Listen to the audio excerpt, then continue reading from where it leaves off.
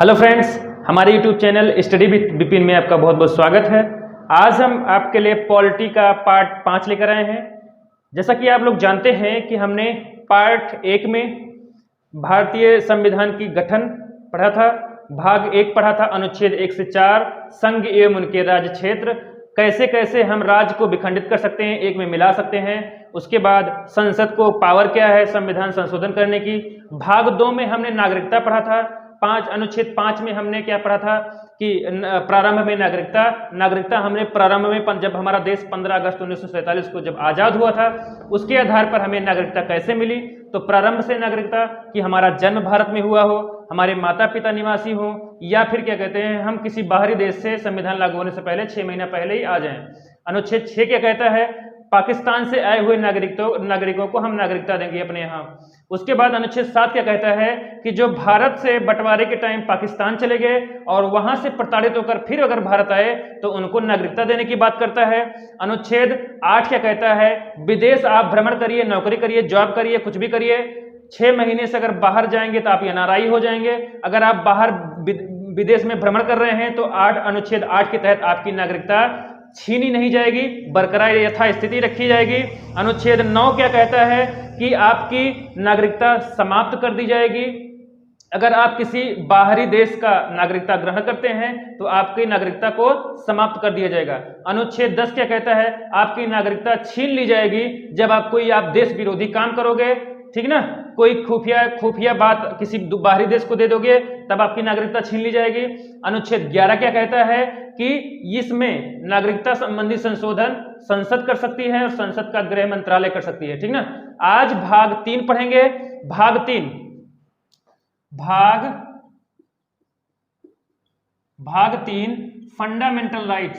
Fundamental rights के बारे में हम जानेंगे पहले विस्तृत रूप से कि फंडामेंटल राइट्स क्या है। हमारे मौलिक अधिकार या मूल अधिकार हमारे वो होते हैं। मूल अधिकार किसे कहते हैं पहले इसको जान लेते हैं।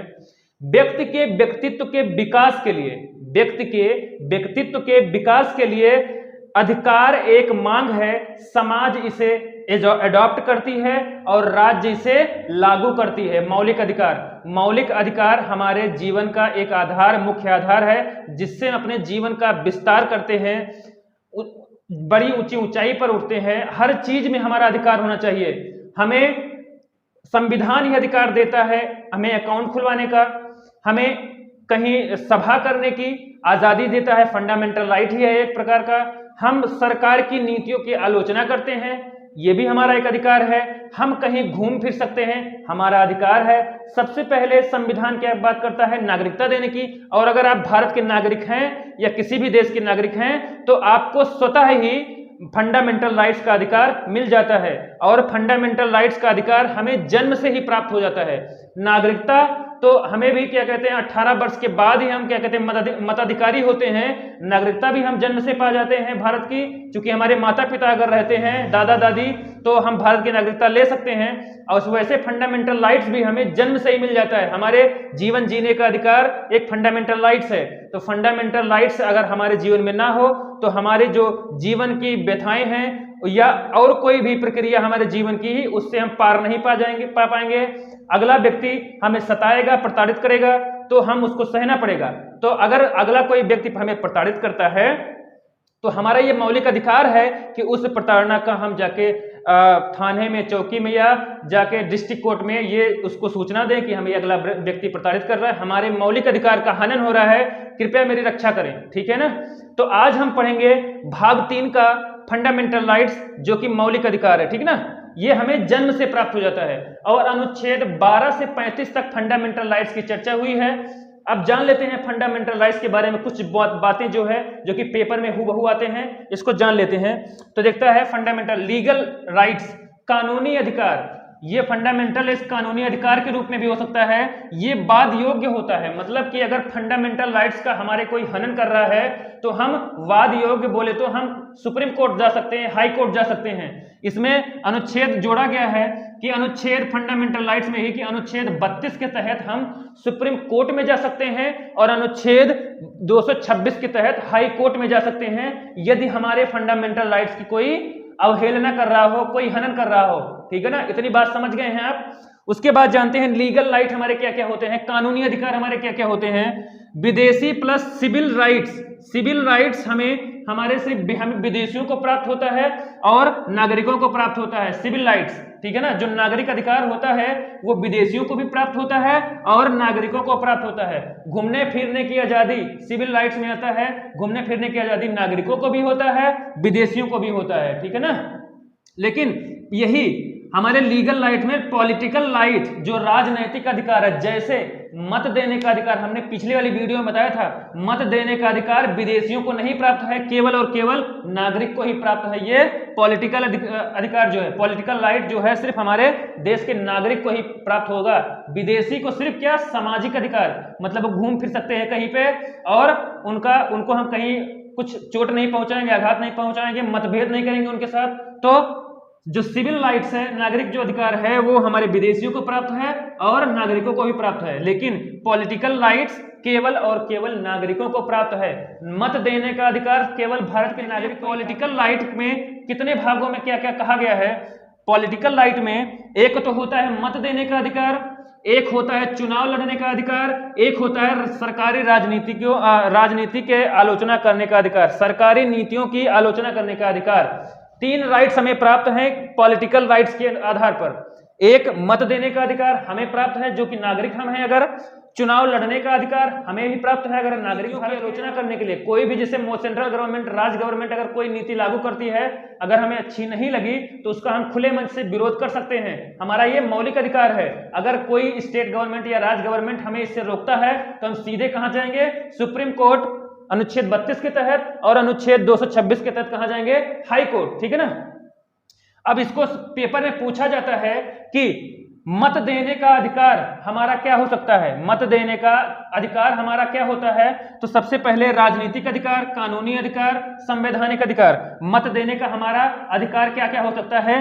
राजनीतिक अधिकार, कानूनी अधिकार, संवैधानिक अधिकार। अगर पेपर में ये तीनों रहे, राजनीतिक अधिकार, कानूनी अधिकार और संवैधानिक अधिकार, तो हम क्या चुनेंगे? सबसे प्रथम वरीयता राजनीतिक अधिकार है, सबसे फर्स्ट प्रेफरेंस देंगे राजनीतिक अधिकार को। अगर राजनीतिक अधिकार नहीं रहेगा तो फर्स्ट प्रेफरेंस हम देंगे कानूनी अधिकार को। अगर ये दोनों ना रहे तो संवैधानिक अधिकार, फिर फर्स्ट प्रेफरेंस देंगे हम संवैधानिक अधिकार को। और अगर ये तीनों रहे तो सबसे पहला वरीयता किसको देंगे? हमारा राजनीतिक अधिकार। तो मत देने का अधिकार हमारा राजनीतिक अधिकार है पहला। उसके बाद क्या है? दूसरा वरीयता, दूसरी वरीयता में क्या रखेंगे? कानूनी अधिकार हमारा है। तीसरी वरीयता में हम रखेंगे संवैधानिक अधिकार, ठीक है ना। यहां तक आप बात समझ गए हैं? आप इसका स्क्रीनशॉट ले। फिर दिखता है मौलिक अधिकार क्या होता है। अभी हमने बताया कि व्यक्ति के व्यक्तित्व के विकास के लिए अधिकार एक मांग है, समाज एक मांग करती है अधिकार की और जो गवर्नमेंट होती है उसको लागू करती है, ठीक है। तो यही अधिकार, मौलिक अधिकार दिया है। व्यक्ति के व्यक्तित्व के विकास के लिए जो अधिकार मूलभूत हैं, जो भी मूलभूत अधिकार हैं तथा यह राज्य द्वारा संरक्षित किए जाते हैं, सुरक्षित किए जाते हैं हमारे लिए। इस पे किसी का और अधिकार नहीं होता है, खुद हमारा अधिकार होता है, जो हमें स्वतंत्रता दी गई है वो कोई छीन नहीं सकता है। इसे मौलिक अधिकार कहते हैं, ठीक। मानवाधिकार एक शब्द होता है ह्यूमन राइट्स। व्यक्ति के व्यक्तित्व के विकास के लिए प्राकृतिक प्रदत्त अधिकार को ही मानवाधिकार कहते हैं। मानवाधिकार व्यक्ति के व्यक्तित्व के विकास के लिए प्राकृतिक प्रदत्त, मतलब जो हमें प्राकृतिक से मिली है वो हमारा मानवाधिकार है। इसे यूएनओ ने, यूनाइटेड नेशन ऑर्गेनाइजेशन ने 10 दिसंबर 1948 को इसकी स्थापना की थी, जिसकी स्थापना की थी, ठीक है ना, 10 दिसंबर को। इसलिए 10 दिसंबर को मानवाधिकार दिवस मनाया जाता है। यूएनओ ने इसकी स्थापना कब की थी? 10 दिसंबर 1948 को। इसलिए इसे ही मानवाधिकार को ही 10 दिसंबर मानवाधिकार दिवस मनाया जाता है। ओके, तो अब देखिए प्राकृतिक प्रदत्त, जैसे प्राकृतिक प्रदत्त मानवाधिकार क्या होता है हमसे समझ लीजिए इसको। अब ये तो आपने लाइनिंग लिखी हुई समझी, अब ये समझ लीजिए बेसिक से क्या होता है।